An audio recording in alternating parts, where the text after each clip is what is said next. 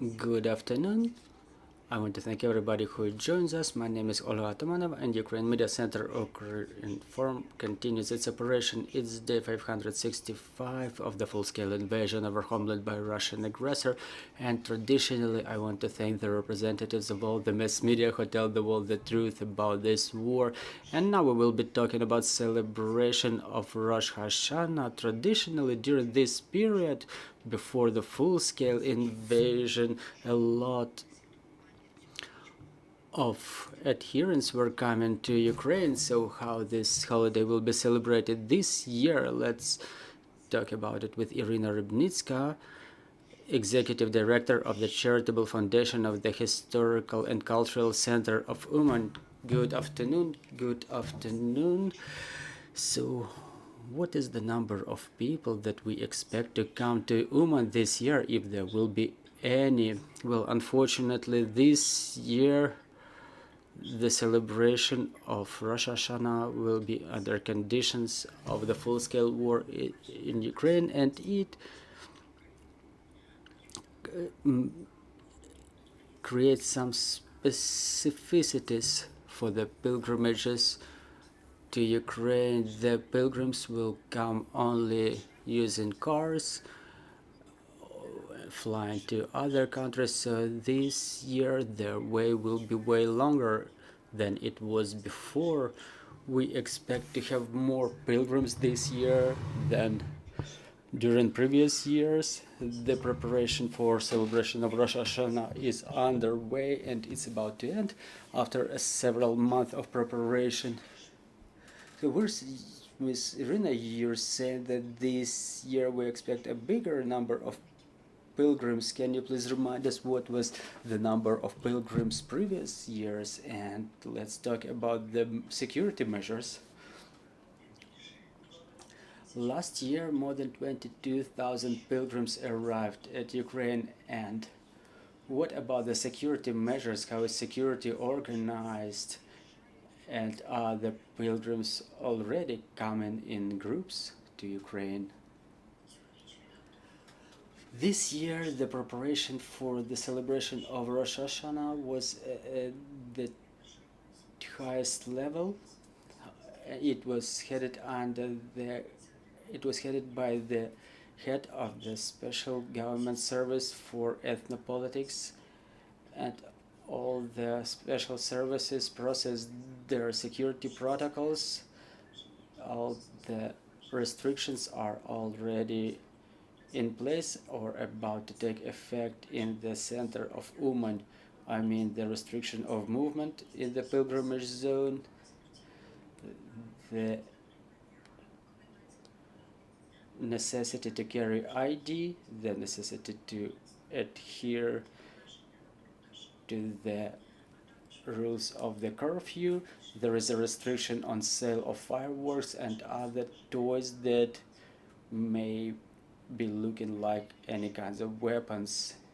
Miss Iryna, talking about the shelters available in Uman, are they ready to receive this immense number of pilgrims? Well, there are details about the number of shelters in the zone of pilgrimage, but there are also other shelters across Uman which should be available for everybody who would like to take shelter in case of necessity. We have questions in the studio. Microphone, please.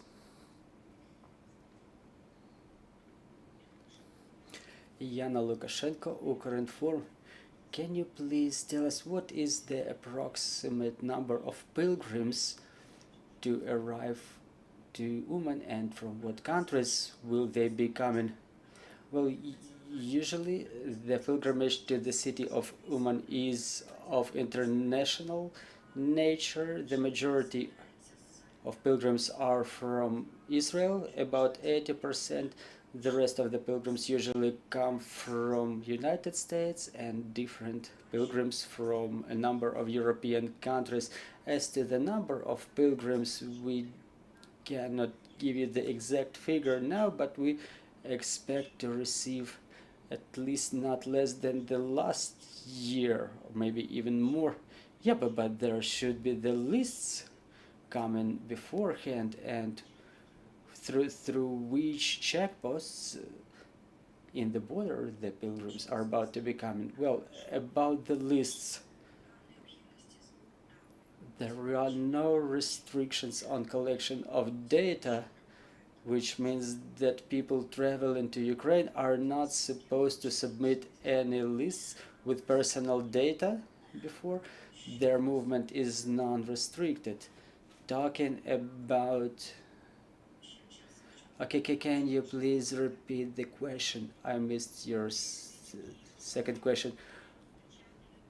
Well, will there be any buses organized to receive the pilgrims, and through which checkpoints will they be coming? The majority of the pilgrims will be coming through Moldova and 3 more European countries, Poland, Romania and Hungary. Yes, there are measures in place. All the services are preparing to receive the pilgrims. They know what is the exact number of people who need to cross the border. The border guard service has relevant details too. All other services, they take security measures and process all the necessary information. Miss Iryna, do we know anything about the reinforcement of police in Uman? Any additional measures will be taken in this area? Just like the previous year, the pilgrimage zone is limited. The access to the center of the city is contemplated through a number of alleyways through the borders of the city. Also, there are special ways to receive Ukrainians and other guests of the city. As to the reinforcement of security measures, obviously there will be such measures in place because we have to be prepared, and there are special units allocated for this. We have to be ready to any events. This is why there is a screening of personal belongings of those who are about to be coming, and prohibited items will be seized. Ms. Iryna, during previous year, the law enforcement representatives from abroad were taking part in the reinforcement of Uman police. Well, every year, usually a couple of Israeli police persons come to Uman, but they don't come in big numbers. This year there will be 2 of them, and they mostly exercise the function of communicator and negotiator in this process, like a liaison. This is why all the security measures are taken by the National Police and National Guard of Ukraine, and also there are representatives of the Security Service of Ukraine taking part in those processes. Well, you have certain communication with the pilgrims. Did the war in Ukraine influence their arrival? Well, we have to understand that for the pilgrims, visit to Uman is a holy thing. Rabbi Nachman said that if they meet the new year, Rosh Hashanah, if they meet the new year in Uman on his grave, the year will be happy for them and full of joy. This is why they believe that their Holy One will protect them, and I think that they really trust in the armed forces of Ukraine, just like we all do. And third, for them it's not a matter of restrictions or some limitations.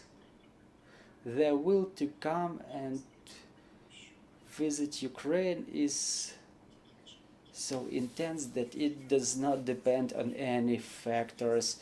Thank you very much for this broadcast. Thank you very much for finding time. I'm reminding you, joining us was Iryna Rybnytska, the Executive Director of Charitable Foundation of the Historical Cultural Center of Uman. Thank you for being with us. Our team is preparing the schedule for tomorrow, so stay tuned, follow our announcements. Let's continue working for our victory. Glory to Ukraine.